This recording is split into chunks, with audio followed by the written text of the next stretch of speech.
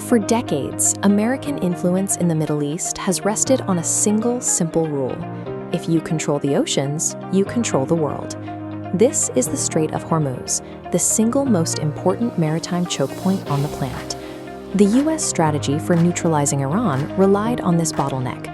By parking a fleet here, Washington could choke off Iranian oil exports, forcing their economy to a standstill.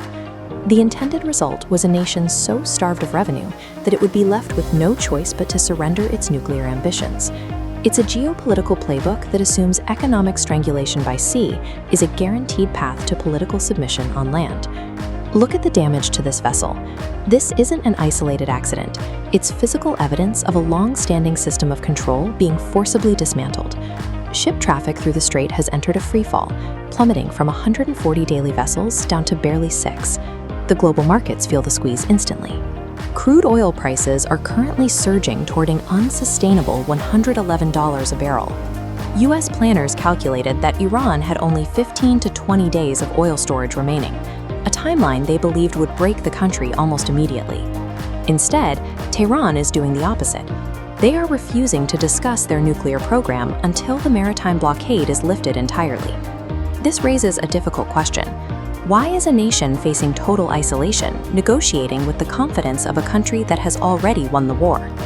The reason these maritime pressures are failing is found thousands of miles from the coast. While the U.S. optimized its naval fleets, China and Iran were looking in the opposite direction, toward the interior of the continent.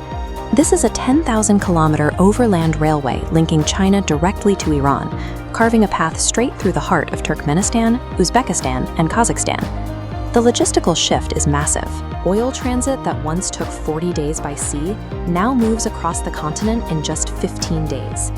Because this trade network exists deep inland, the U.S. Navy is physically incapable of intercepting it. There is no choke point to blockade here. There is an economic shield at work here too. This inland oil is now being exclusively traded using the Chinese yuan, which removes these transactions from the U.S. dollar-based banking system and the sanctions tied to it. The blockade didn't starve the Iranian economy. It simply forced it to move off the maritime grid and onto dry land. While Iran secured its own trade on land, it directed its proxy forces to turn America's maritime tactics against the West. This is the Bab el-Mandeb Strait, a narrow 29-kilometer gap controlled by the Houthis in Yemen. It is the new geographic trap for global trade. The Houthis are now demanding a transit fee from vessels carrying 10% of the world's oil, requiring payments in yuan or stable cryptocurrencies to allow them through. This asymmetrical warfare is creating a severe level of military attrition that U.S. allies are currently struggling to sustain. In clashes with Hezbollah alone, the Israeli military has reported over 8,400 casualties. Diplomatically, the U.S. is losing ground. In recent BRICS summits, allies like India faced fierce criticism for aligning with Western agendas. An Eastern diplomatic front is beginning to solidify against them. The West is now caught in the exact same maritime trap they invented, watching their own trade routes being squeezed by forces they cannot easily dislodge. The U.S. administration is currently paralyzed. They are facing a ticking 60-day window for congressional war approval, with no clear exit strategy in sight. Internal pushback is mounting. American military commanders are reportedly warning the administration that a direct conflict with Iran is a battle that cannot be won through traditional means.